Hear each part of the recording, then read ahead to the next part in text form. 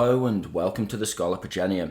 Now I've been using my Sturmtiger in a fair few games recently, so I've pulled together a couple of clips so we can talk about the tips and tactics to get the most juice out of this formidable unit. And then on top of that, I'm just going to show you a couple of lists that are actually usable with the Sturmtiger in them at 1000 points.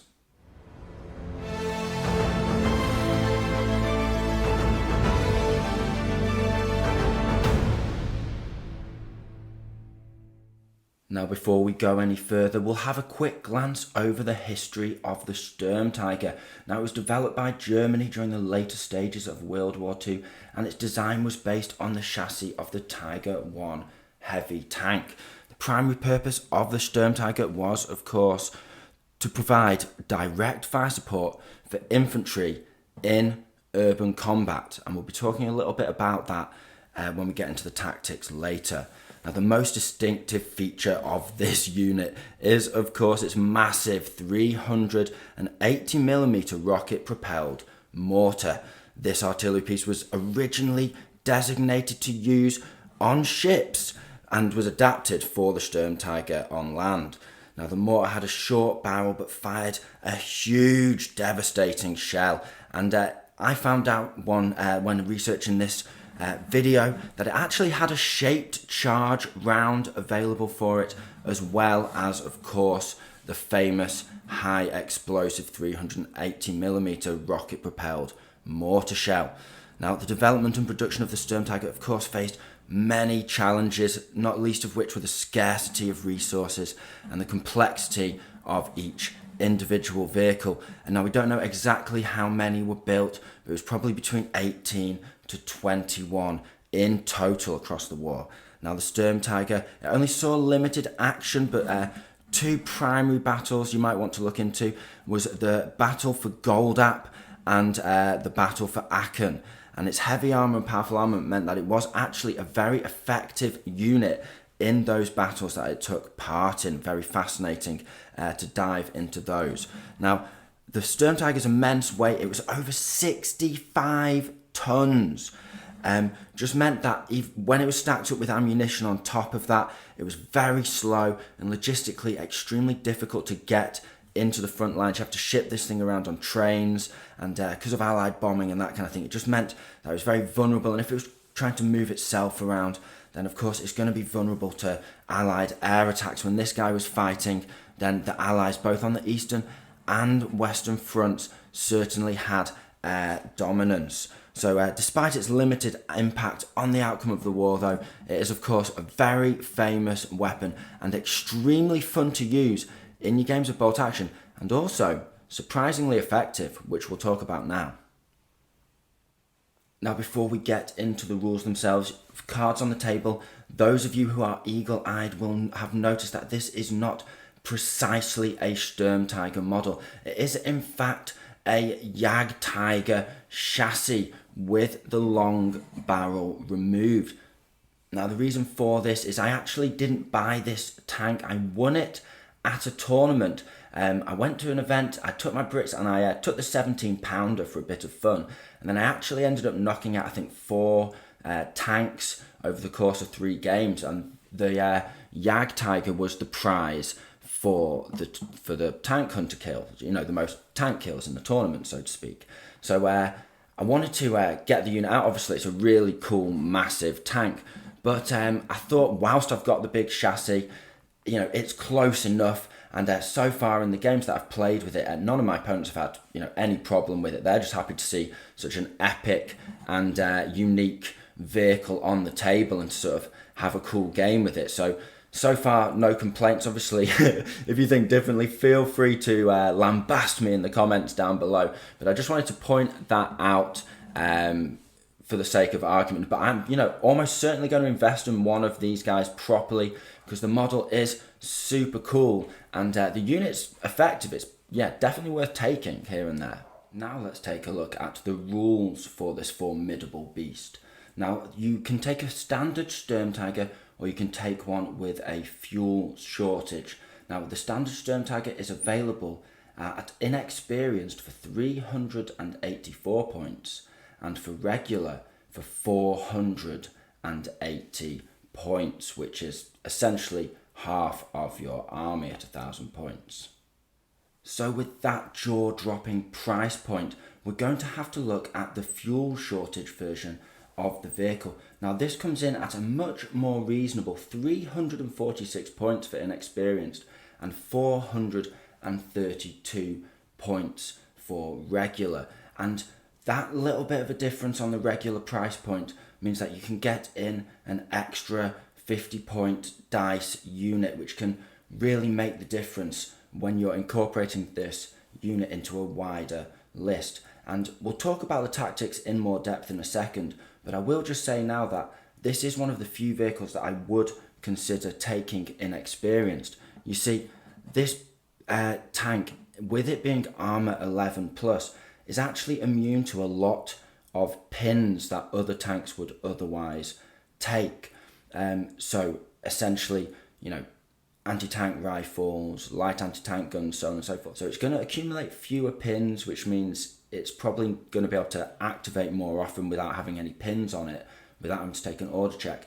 But the reason why I wouldn't really recommend that, and I would just pay 432 points for regular, is of course, being inexperienced, you're going to be -1 to hit, and that when you need to hit with this big gun. If you can hit with this big gun, you can kill with this big gun. So for me, I find the fuel shortage at 432 points is well worth it, and it's actually very effective in your games of bolt action. So we'll go into the rules now. So what do you get for your 432 points?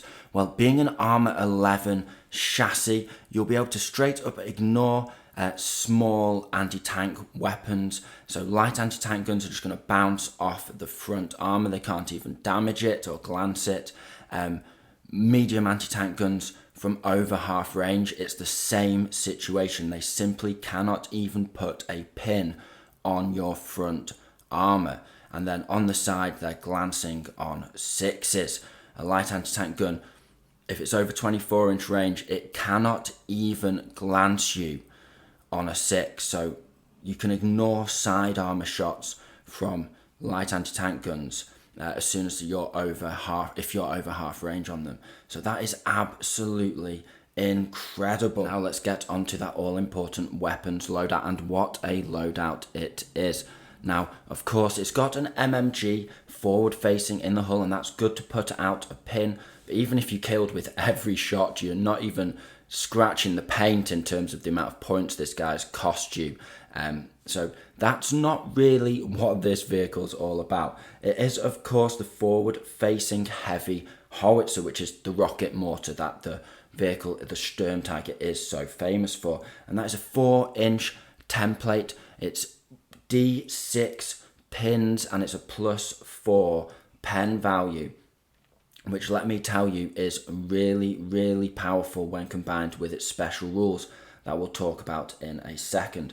Now, first things first, I want to mention that this can only shoot direct fire with the heavy howitzer at up to half range. So that means it's got a max range of 36 inches, but it never suffers a penalty for shooting over half range.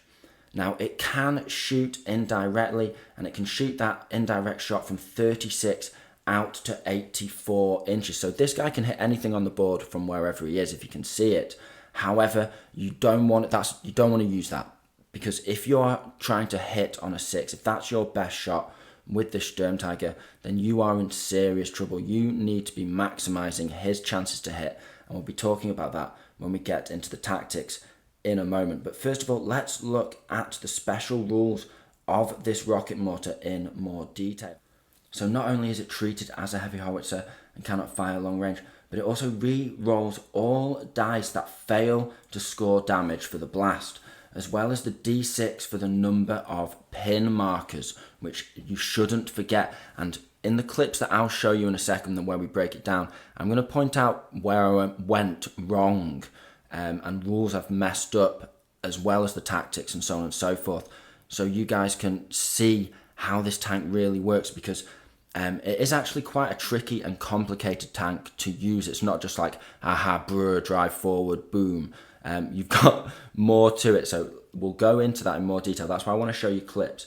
But it inflicts 4d6 hits on targets inside buildings, and it flattens buildings with 4d6. With most buildings having a health of 10 and bunkers being a health of 12, you are, on the average on the dice, going to destroy any building and the units inside that you shoot at. So it does make fighting in non-bombed out, non-ruined urban maps where you've got proper buildings, it makes it an absolute beast, because it just means it is literally impossible to make use of buildings without just committing suicide and giving this guy the chance to hit you on a 3-up and just flatten that squad. So that is great, that special rule in and of itself, but that's not the main part. The main part is the re-rolling the dice that fail to score damage. Now, first things first, you can't get cheesy with this. If you do get a glance against a vehicle, you cannot re-roll that. You have done damage at that point. You can't say shoot at the side of a half track. So you're glancing on a 2 and you get that 2 and you think, I'll re-roll it. I'm really likely to get a 3, 4, 5 or 6 and get the pen. No, too late. You're already locked in on that glance. So that's just a special rule to be aware of that I sort of picked up as I've been playing with this unit on the battlefield instead of just theorycraft, so to speak. Now, the re-roll damage is absolutely incredible. Of course, I don't need to tell you guys that. It's very obvious. It wipes out any infantry model in the game on a 2-up, re-rolling a 1. And with that re-roll of the d6 on the pins, because it says as well as the d6 for the number of pin markers, if you get a 1 or a 2, you can just re-roll that and get, a 3, 4, 5 or 6, a much higher average roll to good roll on the pin. So even if you get a couple of 1s, re-roll the dice, still get 1s and fail to wipe out an infantry unit, more than likely with that re-rollable pin dice, you are going to get enough to drive that unit off the board. So with that re-roll on the pins and the damage dice, it is almost guaranteed, if it can hit, to wipe out any infantry unit in the game.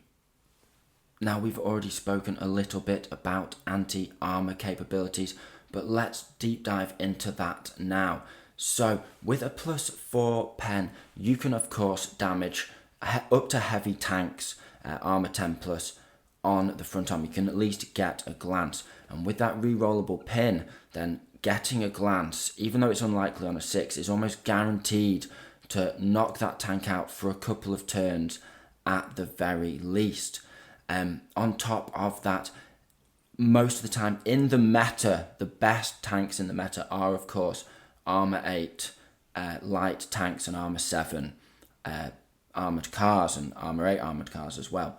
And those vehicles you can quite happily duel and knock out, especially with the re-roll to damage within 36 inches. Now those kinds of vehicles, they often only have light anti-tank guns on them, the Stuart and so on and so forth. They've only got a pop gun on them, and they actually can't damage you on the front. They can't even glance you. However, within 36 inches, you can quite readily hit them on the front armor 8, glance on a 4 and pen on a 5 or a 6. And if you get a 1, 2 or 3, 50-50 chance that you don't get anything, you can re-roll it. And again, it's on the damage dice. I want to make something very clear, which is that a 3 set on fire is almost as good as knocking a vehicle out.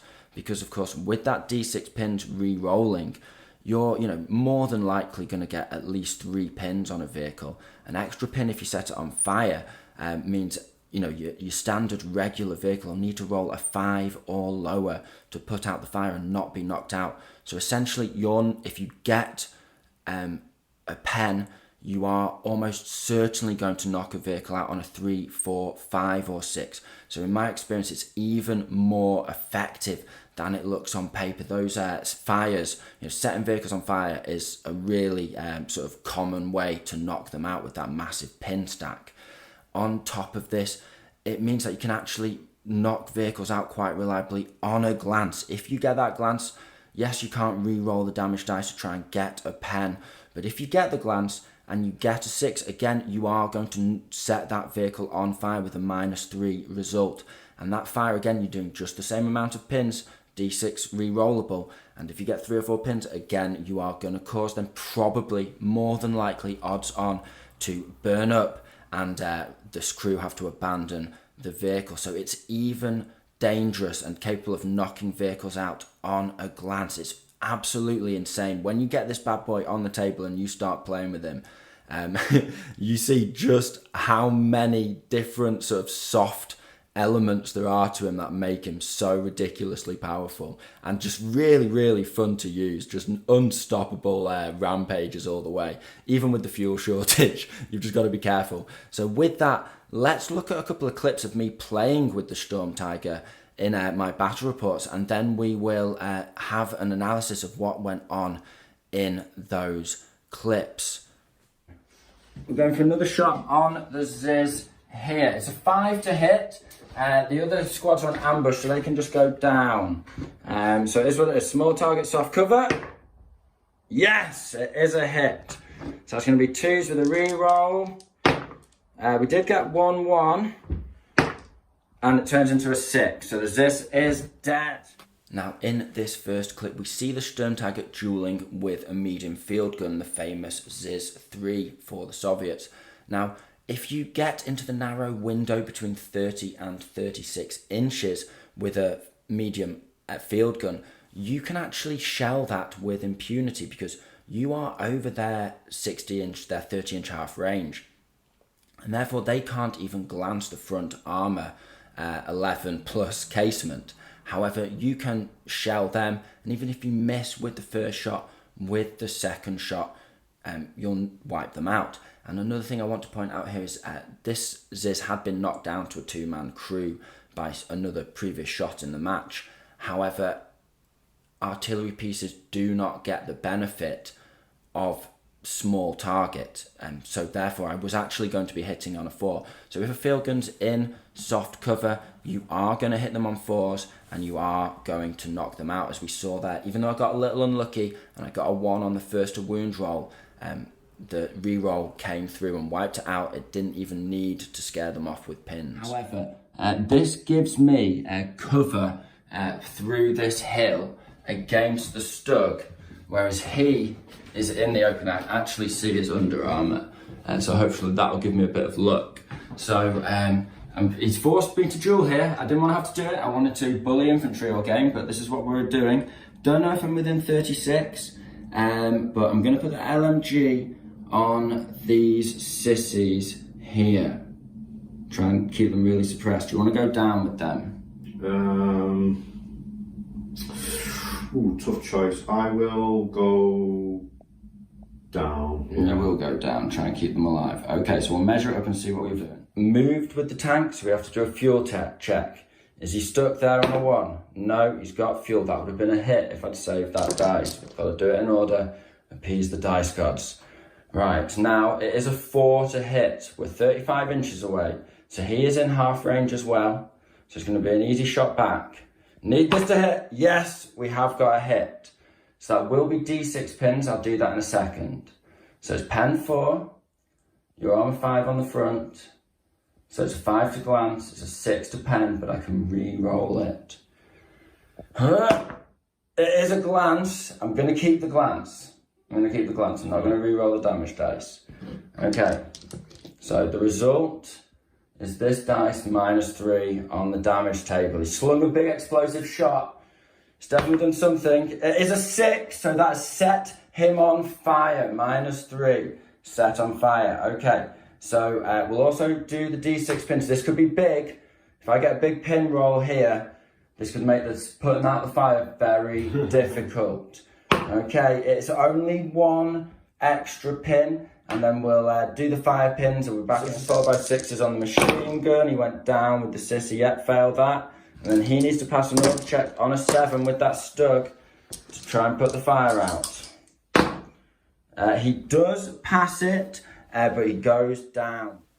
So this clip is very interesting, and I just wanted to show you things that I'd got wrong when running the Sturmtiger that actually meant it could have been even more effective.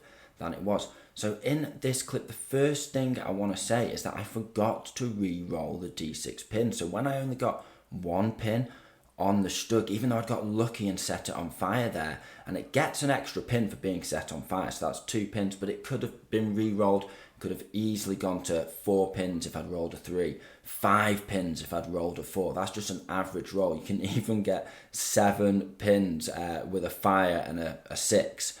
Which is, unless they get a double 1 on a regular vehicle, they're running away. So those fires really are very valuable. However, even with that mistake, the Stug was dealt with for a turn there, giving me the opportunity to go and knock it out later with alternative anti-tank units, another activation, or even if it takes the Sturmtiger having another pop, then he's got the advantage now. The Stug's having to rally, or it's having to take an order check on a couple of pins, and you're just heading in the right direction there, aren't you? In terms of another thing I wanted to point out, just at the very beginning there, you saw that the veteran infantry squad were forced to go down. I'd already put 2 pins on them with other units in my army, and that MMG was going to put the 3rd pin on there, which meant that the player just felt, I've just got to go down this turn with these guys. I don't want to lose any more casualties. I don't want to take a 3rd pin.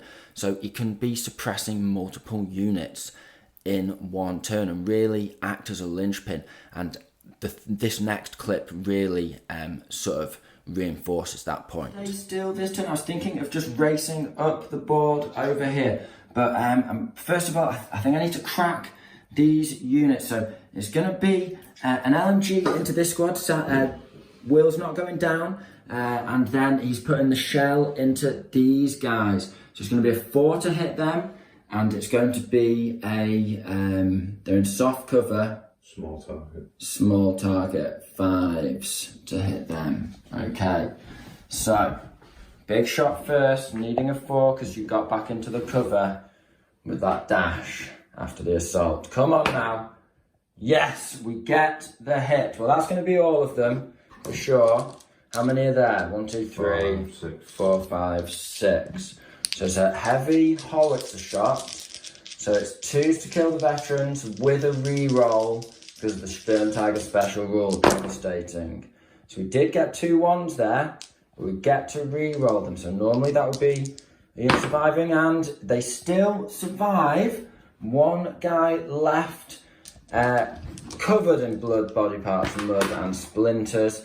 It's D6 pins, and it's 6 pins there. So it's a fresh 6 because they'd just done an assault, so they'd lost all their pins. He's got a last man standing check. I didn't roll for Sergeant, but it's too late now for exceptionals. I don't know if I've got any 6s. Who cares? So you're on 6, last man 7, but you're on a leadership 11. You need a 4. No. Nope, and they have run. It's a devastating blast from the Sturmtiger. He's got himself a kill, and now he's going to do a burst of 6 shots onto the 2 sissy that are just in those bushes in front of him. So that is just soft cover 4s. He's got 4 hits there. Getting very lucky this game, I have to say. I've had the luck. Can't argue with that at all. So it's going to be 5s. And yeah, he's absolutely strafed them up with the machine gun. The hull mounted on the front. So that is, that squad wiped out. It might be on the back, but who knows? He's within half range either way. So yes, that is 2 dice taken from the Sturmtiger in 1 activation, and he has cleared the path, cleared the castle towards the base. So in this final clip, we see the Sturmtiger right in the teeth of the opponent. He manages to use that MMG, of course, to pick off a vulnerable squad because he's already within half range, because he's not moving this turn to preserve fuel. He's able to fire accurately with the MMG, and because he's tactically shooting an already wounded unit, he's able to finish those guys off. That's also useful, when you're right in the face of the opponent, you're going to be able to see little small targets like officers and stuff like that. So it's not about getting the kill count up with that machine gun, but it's about putting out those tactical pins. It's about picking off those dice here and there when the opportunity arises. And then, of course, the big gun again. We're in the face of the opponent now. We're hitting on a 4-up.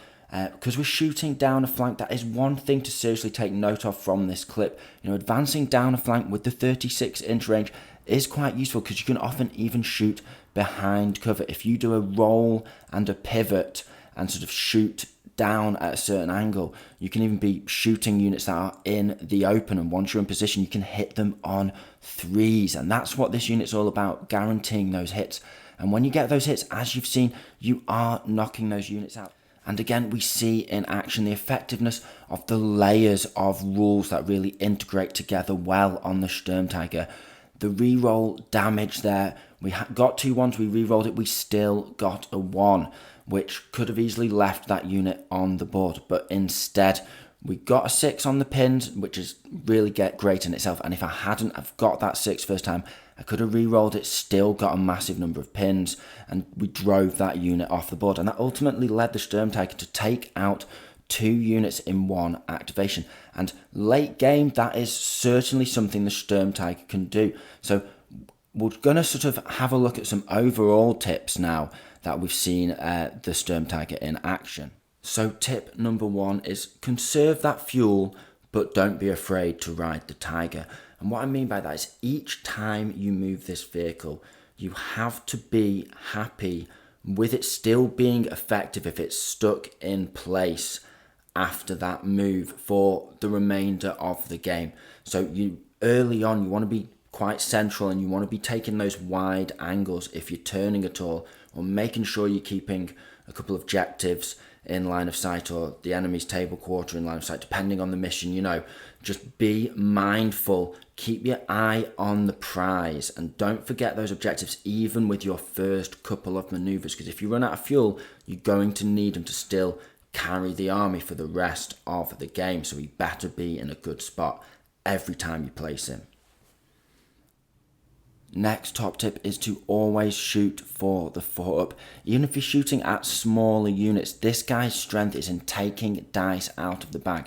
Now, shooting little scraps, obviously, with the big gun isn't the best target ever, but if you're choosing between a meaty veteran unit and a slightly damaged, bruised, regular unit, but you can hit those regs on that 4-up because they're just in soft cover, then smash those regs, get those infantry out of the game, get that dice out of the bag, and just make sure that every swing you take with this guy has the best chance to hit. Because as we've seen, all you need to do is contact the opponent, and one way or another, you are going to knock that unit out. Now, my final tip is also about positioning. And what I would say is, this guy, he can basically kill anything unless it's, a Panther or like a really heavy anti-tank gun. And even a KV-1, is going to have to come in close to duel, and we're going to have to go toe-to-toe. So with that in mind, you can kind of roll up. Don't get too close with your first maneuver, but just position yourself where you can sit there for a couple of turns, popping shots without having to take a movement penalty, and just shooting at units that are in soft cover. You want to sort of look for where there's useful bits of soft cover that your opponent is going to have to use as they advance up the board. And when they're in that soft cover and they're within your range, you are going to hit them on a 4-up.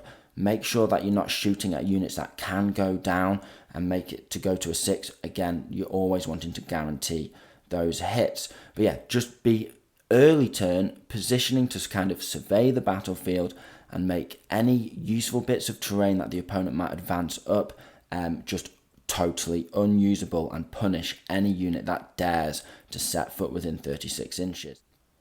But then moving on from that, once you've kind of shot out the anti-tank gun, shot out the vehicle that might run around your side and try and shoot you in the side with a pitiful 6-up to glance you or pen you, once you've got rid of all those units, you've sat there sort of till turn 3, happily popping shots, turn 4 maybe, then it's time to fire up that engine again, use some of those precious fuel reserves, and get in the face of the opponent. Because as we've seen, once most of your opponent's anti-armor solutions are dealt with, they are going to be just unable to deal with this unit, and then it is just your time to feast, to chow down, to hunt however you want to put it. It's time to claim those scalps, and you just want to get into the half range with your machine gun. Start picking off those small units, start suppressing units, start helping your infantry out, and also just making sure that basically anything your opponent wants to do with any significant unit in any portion of the board that matters in terms of scoring, you are going to shoot them very close range and you are going to kill them. So finally, let's take a look at the Sturmtiger in the context of a couple of lists. I've got both of these lists to 10 dice. They're both certainly usable. You just cannot feasibly dip into the realms of 9 dice and actually have an effective list, in my opinion. So hopefully these are a good jumping off point for you guys, and you can tinker with them as you like. So the first list, I think it's 999 points. So you've got a point to spare there, and also it's 10 dice. Now, we'll take a look at the list in a bit more detail, and then I'll talk you through kind of the idea for the list. So starting off, we have an officer, he's a second lieutenant regular with an assault rifle, and we also have a medic. Then we have 2 squads of 5 Volksgrenadiers. These guys are inexperienced, but on the first casualty that they take, they get to roll a dice. On a 5 up, they go up to regular. They then can roll a further dice, and if they get another 5 up, they become veterans.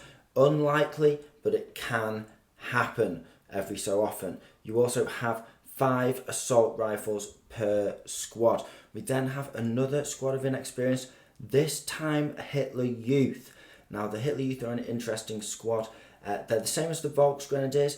The first time they take a casualty, you roll a dice. On a 5 up, they become regular. Only this time, the second 5 up doesn't turn them into veterans, but instead turns them into fanatics, which means that unless they go down to that final man, they're not going anywhere, they're not running away. Now, they also are equipped with, of course, 6 rifles, but 4 Panzerfausts also. If these guys go up to regular, they're going to be very nasty, and with 4 shots, even at inexperienced, you've got a very good chance of landing 1 hit with possibly a second and knocking an armoured unit out, which is particularly useful in combination with the Sturmtiger. If he fails to knock a unit out, he re-rolls that damage roll but fails to get the damage, but he does at least re-roll the pin roll and get decent pins, then these guys can pounce on that tank whilst it's incapacitated.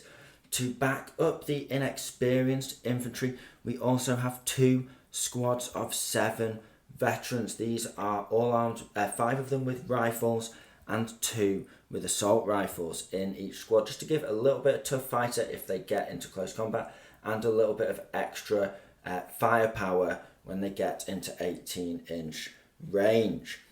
So on top of that, we also have an inexperienced mortar, so no spotter. These guys die on a 3 up, and you have to have them in line of sight, so they are vulnerable to small arms fire, but often a competitive choice, just because they are so cheap at 35 points.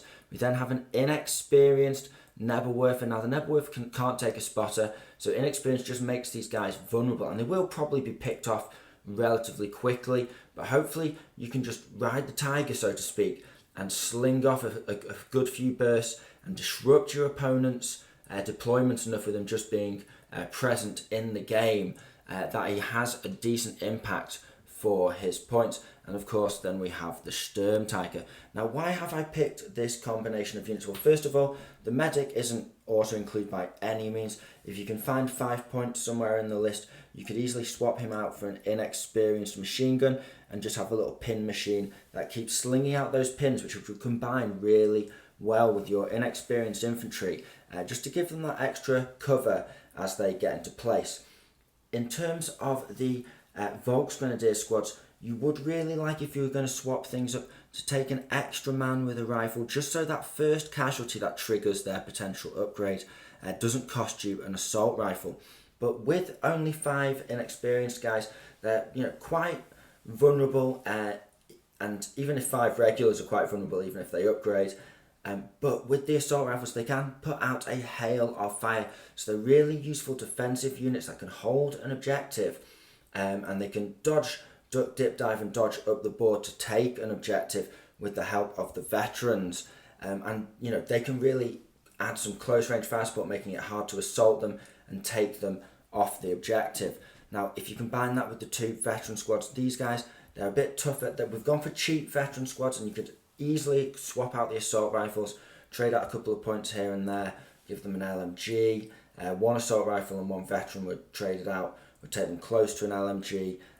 So, plenty you could do with these veteran squads, but at 7 men, they are relatively hardy. They're going to be able to get into fights. They are going to be able to win the occasional combat, and they are going to hang around and be able to control areas of the board, especially backed up with the inexperienced squads. So you've got plenty of infantry there, and with 3 squads rolling a dice on a 5-up, at least one of them, odds on, should go regular. Now, of course, it's a dice game, so it's not guaranteed to happen by any means, but just as likely as it not happening at all is 2 of them could become regular. And then you really do have quite a meaty amount of infantry combined with your Sturmtiger, and you can essentially roll up the board. You can sort of clear the path for the Hitler Youth. Potentially, these guys can just sneak around, act as area denial, so no enemy tanks can come in and bully your infantry, and you've just got plenty of mobility.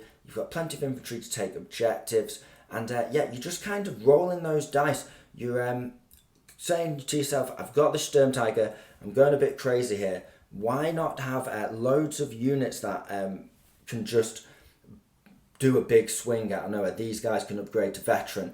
The Neb can get a couple of 6s in one burst, and so on and so forth. So you're just riding those dice, you're having a fun game, and you should actually potentially be able to win games with a list similar to this. And it's also quite thematic. It's kind of very Last Stand, Battle of Berlin, Battle of Germany kind of deal, because you've got your Volksgrenadiers, your sort of last levy, one might say. You've got your Hitler Youth that you're relying on, your kids armed to the nines with rocket launchers, classic image from the end of the war. And of course, you've got your Sturmtiger just sat away, waiting to pound Soviet infantry or whoever you happen to be facing on the day. So it's a thematic list. It's an effective list. It's solid. It's relatively reliable, and with a little bit of luck, you can really swing big. This second list is what you might say a bit more sensible, maybe a bit more defensive, conservative, that kind of thing. It starts off with a 2nd lieutenant on his own, regular, with an assault rifle, of course. We then have 2 squads of 5 regulars with an LMG, reliable in any list for any faction. We then have another 2 squads of 7 regulars. This time each squad has 1 Panzerfaust, which is of course optional, and just 7 rifles. That's it, no LMGs, no assault rifles.